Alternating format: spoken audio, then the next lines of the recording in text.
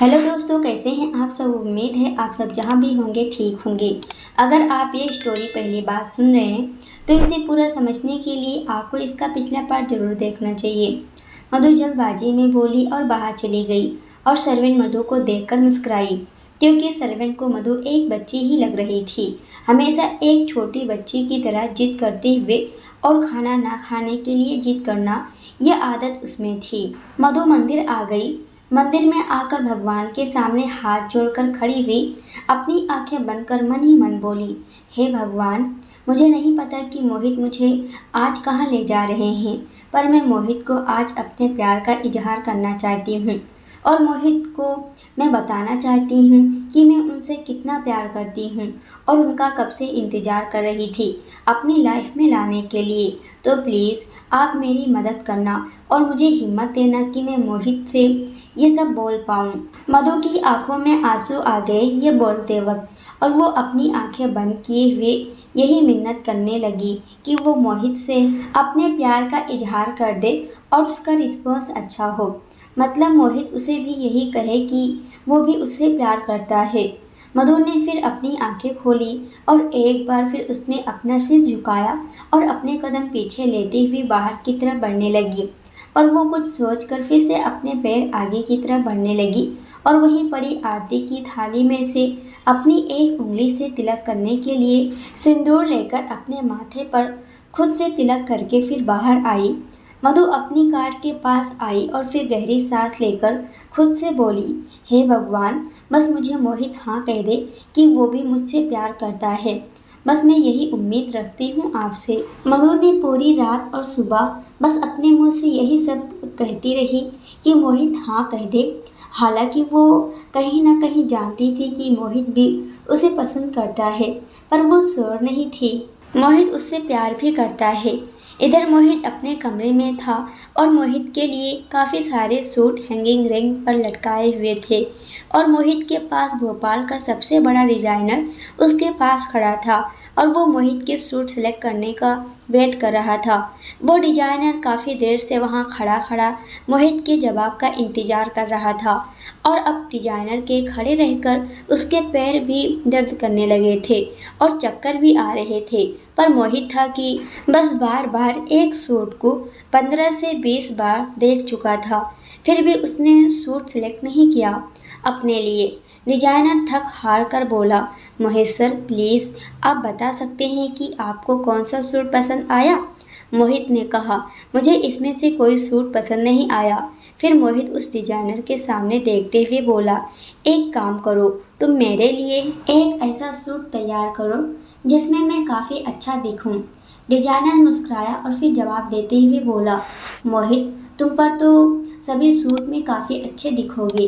Designer का इतना कहना था कि मोहित बोला, अच्छा ठीक है, अगर ऐसा है तो फिर मैं सभी सूट को बारी बारी पहनकर शीशे में देखकर अंदाज़ा लगा लूँगा। डिजाइनर का अब तो सर ही चकराने लगा ये सुनकर, और वो मोहित के सामने कुछ भी नहीं बोल सका और मोहित ने वैसे ही किया।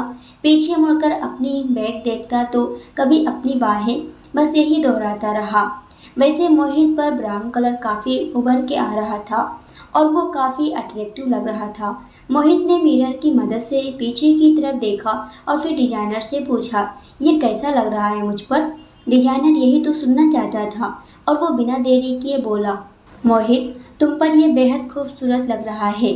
ठीक है, तो फिर यह फाइनल है। बस इसमें मुझे ये शर्ट वाइट है तो ब्लैक चाहिए। नो प्रॉब्लम मोहित जी, इसकी शर्ट चेंज कर दूंगा और फिर तुम्हारे लिए तैयार कर कर भेज दूंगा, डिजाइनर ने कहा। और यह सुनकर मोहित ने कुछ नहीं कहा। मोहित का भी हाल कुछ मधु की तरह था। वो सुबह से शाम की तैयारी में लगा हुआ था, यही सोचकर कि क्या होगा शाम को और कैसे रिएक्ट करेगी मधु जब वो अपने प्यार के इंतज़ार के बारे में बताएगा।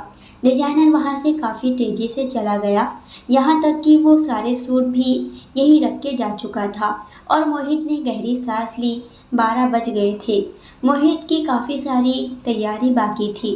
मोहित बेड पर बैठा और वो सोचने लगा कि अब क्या बाकी है जो शाम की तैयारी में करना है। अब क्या बाकी रह गया है? मोहित ने खुद से कहा और पहला नाम मोहित के दिमाग में आया वो था विनीत का। विनीत का नाम अपने ख्याल में आते ही वो उठ गया और अपना फ़ोन लेकर विनीत को उसने कॉल किया। 3-4 दिन जाने के बाद विनीत ने कॉल रिसीव किया। हेलो, मोहित ने कहा और विनीत बोला, हाँ अब क्यों कर रहे हो तुम मुझे कॉल? मोहित को विनीत की आवाज़ अपने आसपास सुनाई दी, जिसे मोहित दरवाजे की तरफ देखने लगा। दरवाजे से सर टिकाए हुए विनीत खड़ा था। विनीत को देखकर ही लग रहा था कि वो काफ़ी थका हुआ है और चेहरे पर चमक नहीं थी और आंखों पर डार्क सर्कल आ गए थे, जिसे अच्छे से पता चल रहा था कि विनीत थका हुआ है। मोहित ने कॉल कट किया और फिर बेड पर बैठते हुए बोला, तुम्हें क्या हुआ? तुम इतने थके हुए क्यों लग रहे हो? विनीत का मुश्किल से चलकर मोहित के बेड तक आया और वो पेट के बल बिस्तर पर ऐसे ही गिरते हुए बोला, मैं पूरी रात जाकर वहाँ की सारी तैयारी करने में लगा था। सच में मेरा हाल एक निर्जीव जीव की तरह हो गया है। अब तो ना होश है और ना ही मुझे अपनी खबर। मोहित ने विनीत को देखकर बाहर गया और विनीत के लिए सर्वेंट से ब्रेकफास्ट और कॉफ़ी लाने के लिए कहता है। मोहित फिर कमरे में आया और फिर विनीत से बोला, तुम जल्दी फ्रेश हो जाओ, हमें मॉल जाना है। क्या कहा तुमने? विनीत ने अचानक उठते हुए कहा, जिसे सुनकर मोहित ने अपनी बात दोहराते हुए कहा, मैंने कहा कि हमें मॉल जाना है कुछ सामान लेने। विनीत ने भड़कते हुए जवाब दिया, मैं कहीं नहीं जाने वाला। मेरे पैर सूज गए हैं और अब मेरे पैरों में भी जान नहीं रही। मुझे तो ऐसा लग रहा है कि मैं कहीं बेहोश न हो जाऊं। मोहित भी विनीत के पास बैठ गया और बोला, ठीक है, अगर तुम्हें सोना है तो पहले शावर ले लो, उसके बाद तुम सो जाओ ताकि तुम फ्रेश फील करो और तुम्हें अच्छी नींद आए। विनीत बिस्तर से उठ गया और उबासी लेते हुए बोला, हाँ तुम सही कह रहे हो, मुझे शावर लेने की ज़रूरत है। मैं शावर लेने जा रहा हूँ, तब तक तुम जाओ और अपने लिए सामान लेकर आओ। मोहित ने मना करते हुए कहा, नहीं, अब मैं अपने कलेक्शन में से पहन लूँगा। अभी तुम जल्दी से तैयार हो जाओ, तब तक मैं एक ज़रूरी डॉक्यूमेंट त्रिशा को सेंड कर देता हूँ। विनीत ने हाँ कहा और वो वॉशरूम की तरफ बढ़ने लगा और मोहित विनीत को अपने वॉशरूम की तरफ जाते देख बोला, तुम्हें वहाँ जाने की ज़रूरत नहीं है, तुम जाओ और किसी दूसरे कमरे का वॉशरूम यूज करो। विनीत मुँह बनाते हुए बोला, नहीं, मैं इसी वॉशरूम में जाऊँगा, वो भी अभी। इतना बोलकर विनीत तेजी से वॉशरूम में चला गया और मोहित अपना मुंह बनाने लगा, क्योंकि मोहित को पसंद नहीं था कि कोई उसका वॉशरूम यूज करे। मोहित ने त्रिशा को डॉक्यूमेंट सेंड किए। मोहित ने अपना लैपटॉप बंद किया था कि इतने में उसके ऊपर मधु का कॉल आया। मधु के कॉल को देखकर मोहित के चेहरे पर मुस्कुराहट आ गई और वो कॉल रिसीव करके शांत स्वर में बोला, हेलो। मोहित की भारी आवाज़ सुनकर मधु के चेहरे पर मुस्कुराहट आ गई। फिर बोली, हाँ मैं कह रही थी कि आप मुझे पिकअप कब करने आएंगे? मोहित के चेहरे पर मुस्कुराहट आ गई और वो बोला, मैं तुम्हें पिकअप करने नहीं आऊँगा, तुम्हें एक कार लेने के लिए आ जाएगी, तुम तैयार रहना। मधु ने हाँ कहा और फिर एक्साइटमेंट के साथ बोली, वैसे आप मुझे कहाँ ले जाने वाले हैं वो तुम्हें शाम को पता चल जाएगा और अब शाम होने में ज़्यादा समय नहीं है, तुम इतना तो इंतज़ार कर सकती हो। मधु को फिर से मोहित पर गुस्सा आने लगा था और वो मोहित से गुस्से में बोली, आप अगर मुझे कह देंगे कि हम कहाँ जाने वाले हैं तो मैं उसी हिसाब से तैयार रहूं। तुम्हें जैसा तैयार होना है हो जाओ, डोंट वरी, तुम पर कोई हंसने वाला कोई नहीं होगा वहाँ। मोहित ने कहा और मधु को मोहित पर और गुस्सा आ रहा था और वो गुस्से में बोली, मोहित आप मेरे साथ गलत कर रहे हैं, आप मुझे ही नहीं बता रहे हैं कि हम कहाँ जाने वाले हैं। देखो मधु, तुम मुझे परेशान करना बंद करो, मैं तुम्हें शाम को वहीं ले जाने वाला हूँ। मोहित ने चिढ़ते हुए कहा और मधु ने फिर से बिना वक्त गवाए कॉल कट किया और फिर बिस्तर पर फेंक दिया। मधु को गुस्सा आने लगा था और वो अपने हाथ बांधकर बिस्तर पर बैठ गई। मधु मंदिर से सीधा करण के फ्लैट आई थी और रोशनी मधु के लिए ट्रे में खाना लेकर आई और वहीं बिस्तर पर रखते हुए उसने कहा, क्या हुआ तुम्हें, तुम इतनी उदास क्यों हो? मधु ने उदास होकर कहा, देखो ना, ये मोहित मुझे कुछ भी नहीं बता रहे कि हम कहाँ जाने वाले हैं। रोशनी ने मधु को शांत करने के लिए कहा, मधु देखो, तुम इतनी भी परेशान मत हो, वैसे भी मोहित तुम्हें कुछ ही घंटों के बाद वहीं ले जाएगा जहाँ तुम्हें जाना है। हाँ, लेकिन मोहित ने मुझसे कह दिया होता तो शायद मैं इतनी परेशान नहीं होती, मधु ने उठते हुए कहा और बाहर की तरफ जाती हुई फिर बोली, अच्छा ठीक है मैं चलती हूँ, मुझे भी शाम की तैयारी करनी है। अरे सुन तो मधु, रोशनी कहती रही पर मधु नहीं रुकी। मोहित किसी काम से अपने कमरे से बाहर गया था और अपने कमरे में आया तब उसने देखा कि विनीत ने एक सूट पहना है जो कि डिजाइनर है और बिस्तर पर जो उसके लिए ब्रेकफास्ट से भरी ट्रे रखी थी उनमें से सारा ब्रेकफास्ट गायब है। ये देखकर मोहित ने गहरी सांस ली और फिर अपनी तैयारी में लग गया। देखते ही देखते शाम के 6 बज गए थे और दोनों तरफ उतावलापन था। मोहित ने सूट पहन चुका था और अपने बाल सलीके से सेट करके अपने हाथ में पहनी वॉच को उसने चेंज किया और मधु की दी हुई वॉच पहनी। वहीं दूसरी तरफ मधु ने एक ब्राउन मैक्सी ड्रेस पहना था। मैक्सी ड्रेस उसके शरीर से चिपका हुआ था। मधु ने खुले बाल रखे थे और ब्राउन कलर की लिपस्टिक लगाई थी और आंखों पर हल्का सा ब्राउन टाइप आई शेडो लगाया था और चेहरे पर हल्का सा मेकअप किया हुआ था।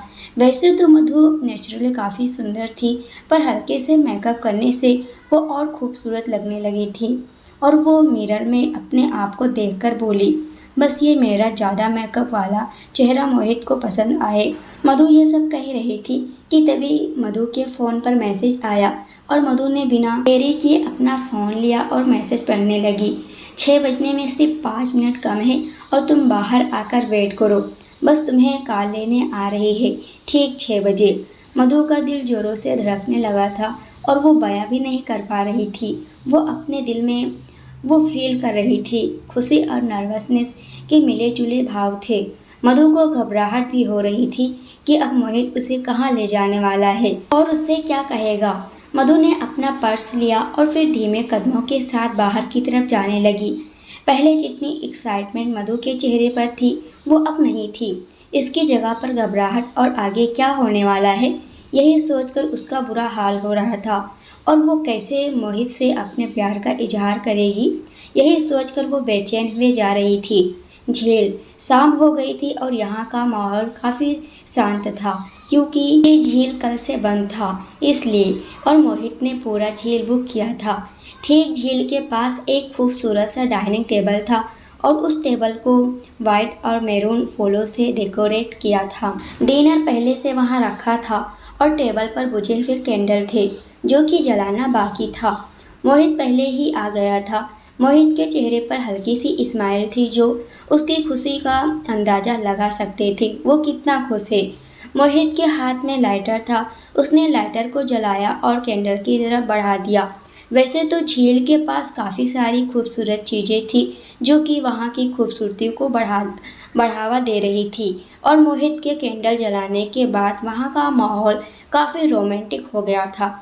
मोहित की आंखें चमक उठी थी और उसके चेहरे से नर्वसनेस साफ झलक रही थी।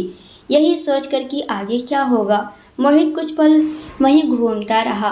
कभी अपना कोट ठीक कर रहा था तो कभी अपनी वॉच की तरफ देख रहा था तो कभी लेक पैलेस की तरफ।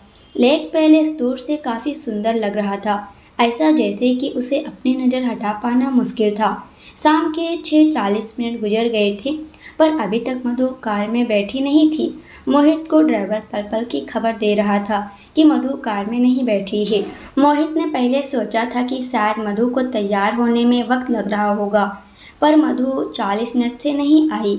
ये सोचकर मोहित ने मधु को मैसेज किया पर मधु ने कोई जवाब नहीं दिया, जिससे मोहित का दिल बेचैन हो गया और उसने मधु को कॉल करने के लिए मधु के नाम पर टच किया था कि इतने में ड्राइवर का कॉल आया और मोहित ने बिना देरी किए कॉल रिसीव किया। हेलो सर, मधु मैम कार में बैठ गई हैं और मैं उन्हें लेकर आ रहा हूँ। ये सुनकर मोहित को एक राहत का एहसास हुआ और उसे सुकून महसूस हुआ और वो बोला, यहाँ जल्दी मधु को लेकर आओ।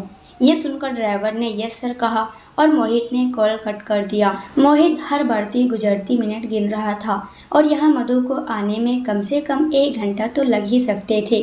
तकरीबन 1 घंटे के बाद गेट से होती हुई कार अंदर आई और वो कार ठीक मोहित जहाँ खड़ा था वहाँ आकर ड्राइवर ने खड़ी की।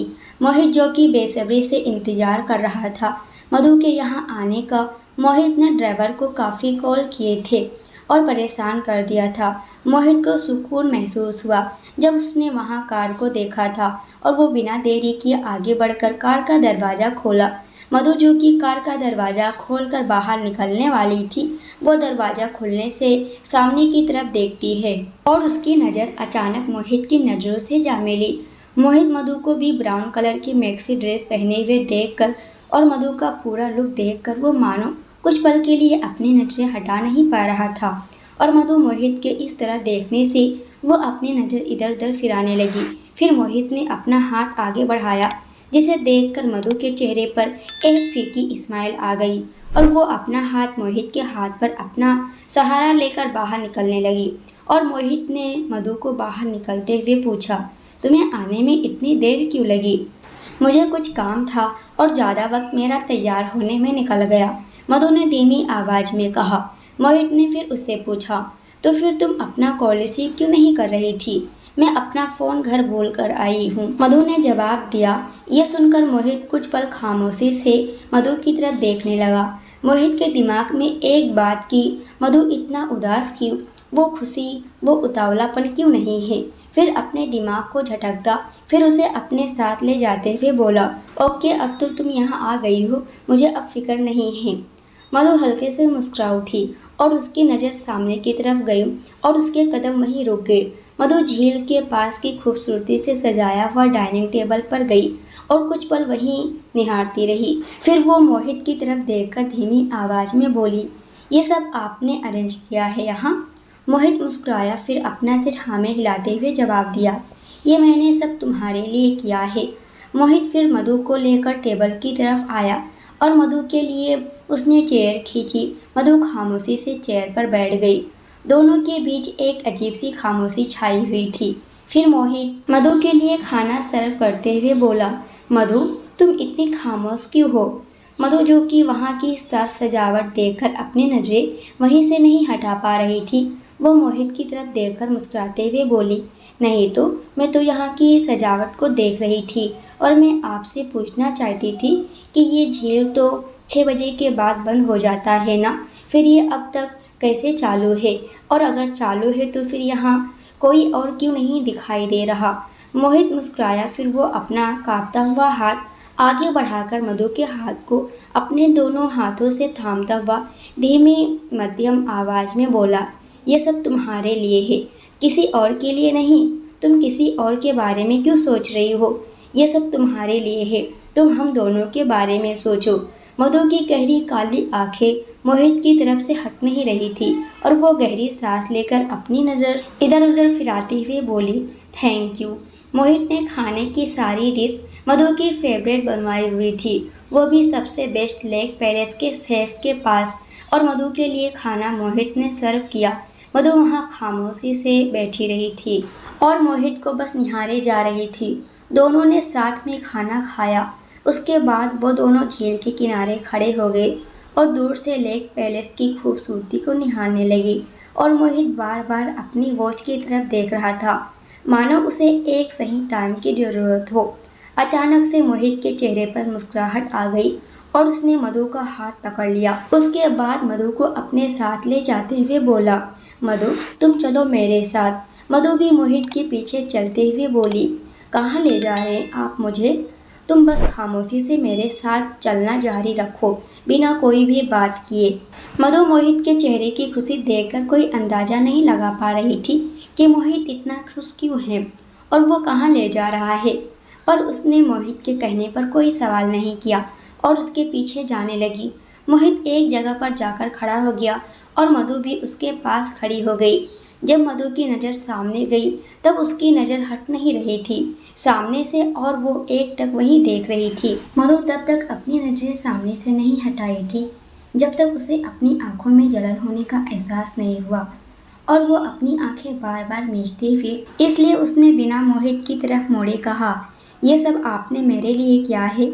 ये सुनकर मोहित के चेहरे पर मुस्कुराहट आ गई और वो सॉफ्ट आवाज़ में बोला, हाँ मैंने ये सब तुम्हारे लिए ही किया है। मधु चेहरे पर हल्की मुस्कुराहट लाती है, मानो वो मुश्किल से मुस्कुराने की कोशिश कर रही हो, और सामने की तरफ देखने लगी। सामने झील के अंदर एक खूबसूरत सी सजी हुई नाव थी। नाव को पूरे वाइट फूलों से सजाया हुआ था और उस पर एलईडी लाइट लगाए हुए थे जो कि अपनी रोशनी बरसा कर चांद चांद लगा रहे थे। नाव काफ़ी बड़ी थी जिसे मधु जितनी अपनी पलकें झपकाती वो सोचने पर मजबूर हो जाती थी कि मोहित ने काफ़ी मेहनत की है इसमें। यही सोचकर उसके आँखों से और उसकी बूंदें बाहर छलक आई और उसके गालों पर फैल गई। पर मधु ने अगले ही पल अपने गाल साफ कर लिए ताकि मोहित उसके आंसू देख न सके। मोहित 2 कदम आगे आया, फिर मधु की तरफ मुड़कर झिझकते हुए अपना सिर नीचे करके अपना हाथ फिर मधु की तरफ बढ़ा दिया। ये देखकर एक बार फिर मधु की आंखें भर आई और वो काफ़ी भारीपन महसूस करने लगी, लेकिन वो अपने आप को काफ़ी मजबूत रखी थी ताकि उसके आंसू बाहर छलके नहीं और ना ही वो रोए हुए लगे। मधु ने अपने आप को मजबूत किया, फिर अपना हाथ आगे बढ़ाकर मोहित के हाथ पर रखा और मोहित ने अपना सिर ऊपर किया। मोहित की आंखें चमक रही थी और उसकी खुशी उसकी आंखों में साफ झलक रही थी और मधु ये अच्छे से देख पा रही थी। मोहित अपने कदम पीछे लेने लगा और पीछे झील था। मधु की नज़रें पीछे की तरफ थी और उसे डर था कि कहीं मोहित झील के अंदर गलती से पैर न रख दे और मधु तब डर गई जब मोहित का पैर झील के किनारे पर था। ये देखकर मधु घबरा गई और मोहित को अपनी तरफ खींचते हुए बोली, आ मोहित। मोहित के चेहरे पर मुस्कुराहट आ गई और वो 2 कदम आगे आते हुए बोला, मैं जानता था कि पीछे झील है, तुम्हें डरने की ज़रूरत नहीं है, मुझे कुछ नहीं होगा। मधु डर के मारे बढ़ती तेज धड़कती धड़कनें अपने काबू में करने की कोशिश करने लगी और वो चेहरे पर फिर से फीकी मुस्कुराहट लाते हुए बोली, मोहित अपना ख्याल रखना।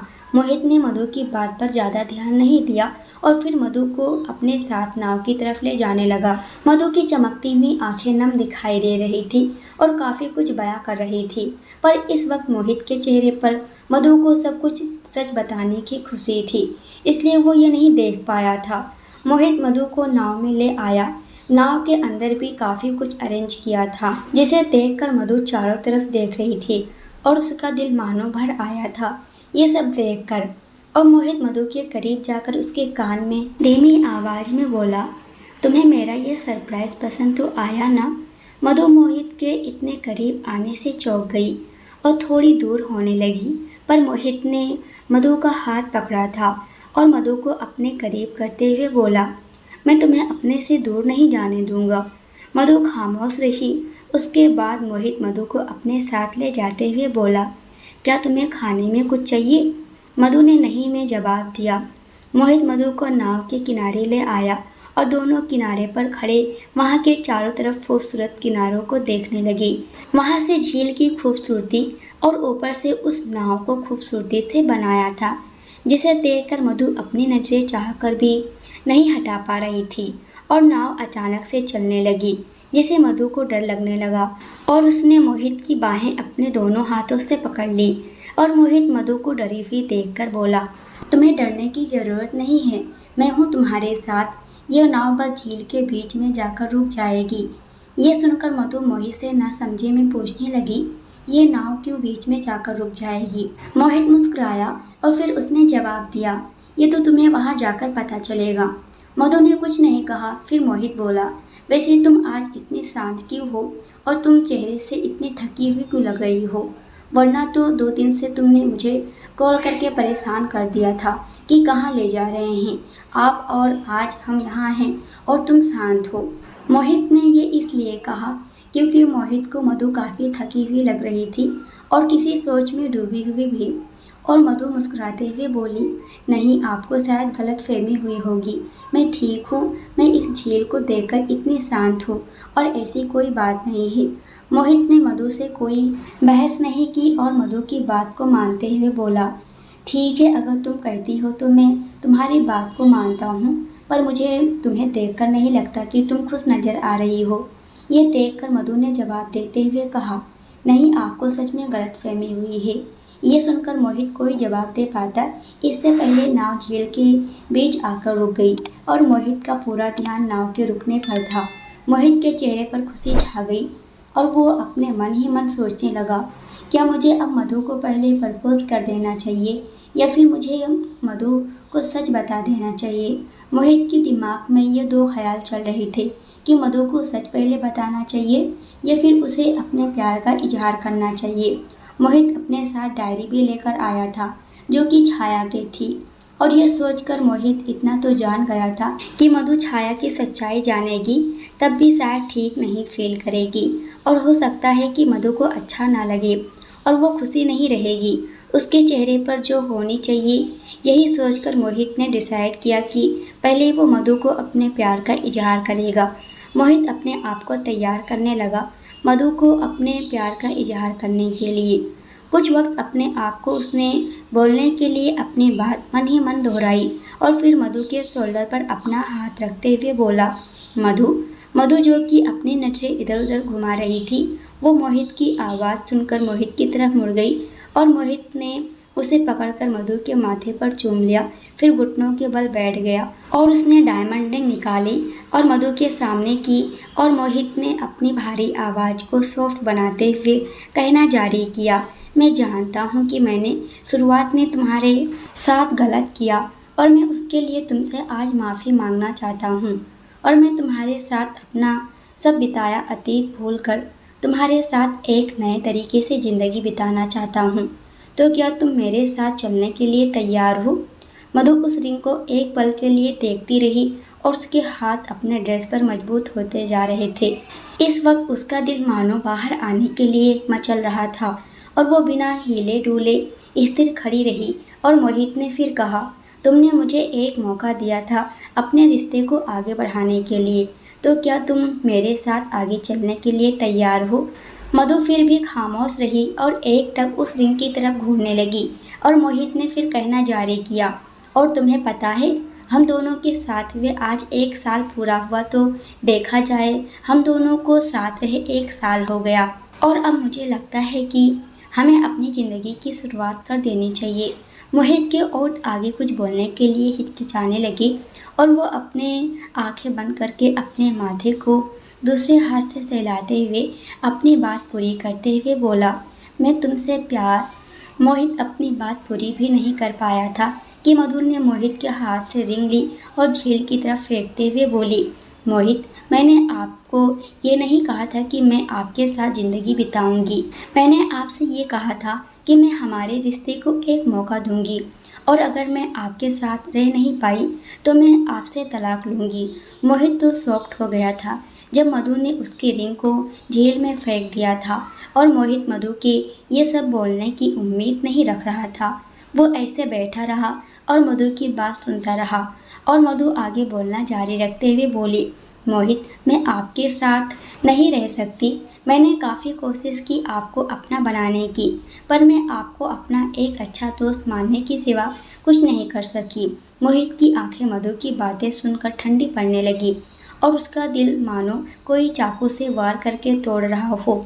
उसे यह महसूस हो रहा था, और मधु की आवाज़ अब तक उस शांत झील में गूंज रही थी, मैं जानती हूँ कि आपको मेरी सारी बातों से काफ़ी बुरा लग रहा होगा, पर सॉरी, मैं आपके साथ नहीं रह सकती। आप जानते हैं कि दो इंसान तभी एक साथ रह सकते हैं जब दोनों की दिल में एक दूसरे के लिए फीलिंग हो। मधु ये बोलकर कुछ पल खामोश रही, उसके बाद उसने अपने ड्रेस को फिर से मजबूती से पकड़ लिया और बोली, पर मेरे दिल में आपके लिए कोई फीलिंग नहीं, तो फिर मैं कैसे रह सकती हूँ आपके साथ? हाँ, मैं ये जानती हूँ कि मैंने हम दोनों के रिश्ते को एक मौका दिया, बट आप ये भी समझने की कोशिश कीजिए कि मैं जिससे प्यार नहीं करती उसके साथ ज़िंदगी नहीं बिता सकती। ये सुनकर मोहित को अपने दिल में तेज़ दर्द उठने लगा था और वह एक्सप्रेशन लेस हो गया था और उसके शरीर में मानो जान ही ना हो। वह ऐसे ही फील करने लगा था।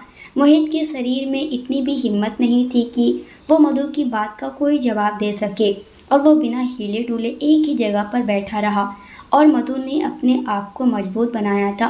फिर उसे और नहीं बोला जा रहा था और ना ही वहीं स्थिर बैठे हुए मोहित को देखा जा रहा था। इसलिए वो दूसरी तरफ मुड़ गई और बोली, इसलिए मैं चाहती हूँ कि हमारा जल्द से जल्द तलाक हो। यह बोलते वक्त मधु की जुबान लड़खड़ा गई और उसकी आंखों से आंसू लगातार बहे जा रहे थे। उसके आंसू इतने बह रहे थे कि वो अपने आप को रोने से रोक नहीं पा रही थी, पर उसने अपने रोने की आवाज़ बाहर तक नहीं आने दी और वो तब तक वहाँ खड़ी रही जब तक नाव झील के किनारे आकर नहीं रुकी। मधु नाव के किनारे रुकते ही जल्दी से बाहर निकल गई और उसने मोहित की तरफ नहीं देखा। मधु की आंखों से आंसू लगातार बह रहे थे और वो चलते हुए भी अपने आप को भारी महसूस कर रही थी। वो हर कदम काफ़ी जोर देकर भर रही थी, तब भी वो ठीक से चल नहीं पा रही थी और एक पल के लिए वो रुक गई। फिर उसने पीछे मुड़कर मोहित की तरफ देखा। मोहित नाव में ऐसे ही था जैसे वो बैठा था। ये देखकर मधु का दिल मानो भर आया था और वो 2 कदम आगे आई, पर उसने अगले ही पल 2 कदम पीछे लिए और फिर तेजी से भागते हुए झील के गेट के बाहर आ गई और भागते हुए नीचे गिर गई। मधु ने जो रोने की आवाज़ मोहित के सामने रोक रखी थी, अब वो तेज हो गई थी, जिसकी आवाज़ वहाँ गूंज रही थी। वो बेकाबू होकर रो रही थी और उसके रोने की सीमा नहीं थी, जिसे ये अंदाज़ा लगाया जा सकता है कि वो बेहद टूटी हुई थी। मधु रोते हुए चिल्लाई, सॉरी मोहित, मैं भी तुम्हारे साथ रहना चाहती हूँ, पर मैं कुछ नहीं कर सकती। मुझे माफ़ कर देना, मैंने तुम्हारा दिल तोड़ा है। मैं तुम्हें इस तरह से नहीं देख सकती। प्लीज़ तुम अपने आप को संभालो, प्लीज़ मोहित। मधु बोलते वक्त भी रो रही थी। फिर उसने अपनी बंधी हुई मुट्ठी को खोला। उसकी बंधी हुई मुट्ठी में रिंग थी। ये वही मोहित की लाई हुई रिंग थी जो मधु ने जेल में फेंकने का नाटक किया था। मधु उस रिंग को चूमने लगी और बेतहासा अपने आंसू बहा रही थी और बस यही बोल रही थी कि मैं तुम्हें खो नहीं सकती। 3 महीने के बाद विनीत घुटनों के बल बैठा था तो कोमल बेड पर बैठी थी। विनीत ने कोमल की गोद में अपना सिर रखा था और वो शरारती अंदाज में बोला, वैसे कोमल, तुम्हें प्रेग्नेंट हुए 3 महीने हो गए हैं, पर तुम्हारा पेट अभी तक बाहर क्यों नहीं निकला? कोमल ये सुनकर विनीत के बाल खींचते हुए बोली, तुम कैसी बात कर रहे हो? एक तो मुझे टेंशन हो रही है कि मैं कुछ ही महीनों में मोटी हो जाऊंगी और तुम हो कि बस जब से सुना है कि मैं प्रेग्नेंट हूँ तब से मुझे चिढ़ाते रहते हो। विनीत उठते हुए मुस्कुराकर कोमल को उठाकर अपने करीब करते हुए प्यार से बोला, ये तो हमारे प्यार की निशानी है। तुम्हें उसके बारे में सोचना चाहिए, ना कि ये सोचना चाहिए कि तुम मोटी हुए जा रही हो। कोमल मुंह फुलाकर दूसरी तरफ अपना चेहरा करते हुए बोली, जाओ, मुझे तुमसे कोई भी बात नहीं करती। तुम सिर्फ अपनी बेबी के बारे में सोचते हो, मेरे बारे में नहीं। I hate you Vineet. Vineet Komal की तरफ घूरने लगा। फिर उसे कुछ दिनों से कोमल के बच्चों की तरह नाटक देख देख कर इस वक्त मन ही मन सोचने लगा, क्या ये लड़कियां बच्चों की तरह नाटक जानबूझकर करती हैं या फिर इनके पेट में पल रहे बच्चे इन्हें ये सब नाटक सिखाते हैं। विनीत ये सब मन ही मन बोल रहा था और कोमल तेज करते हुए बोली, विनीत जाओ और मेरे लिए मैंगो आइसक्रीम लेकर आओ, मुझे खानी है। विनीत अपने ख्याल से बाहर आया और फिर बाहर की तरफ जाते हुए बोला, ठीक है, मैं तुम्हारी ये भी ख्वाहिश पूरी करूँगा। तुम जो मांगोगी मैं तुम्हें वो दूंगा, बस तुम बार बार मांगती रहना। विनीत और कोमल के रिश्ते में सुधार आ गया था क्योंकि विनीत एक दिन कोमल को त्रिशा के घर ले गया था और सारी बातें क्लियर करी थी कि त्रिशा कौन है और क्या है। उस दिन से कोमल को अपने ऊपर शर्मिंदगी महसूस होने लगी थी कि उसने विनीत पर शक किया था, जबकि उसके और त्रिशा के। दोस्तों आज के लिए इतना ही। इसके आगे क्या होने वाला है ये हम देखेंगे अगले वीडियो में। जब तक ये देखिए, वीडियो पसंद आए तो वीडियो को लाइक, कमेंट और शेयर ज़रूर करना। अगर आप हमारे चैनल पर नए हो तो चैनल को भी सब्सक्राइब कर हमें सपोर्ट ज़रूर कीजिएगा। पूरी वीडियो देखने के लिए आप सभी का बहुत बहुत धन्यवाद।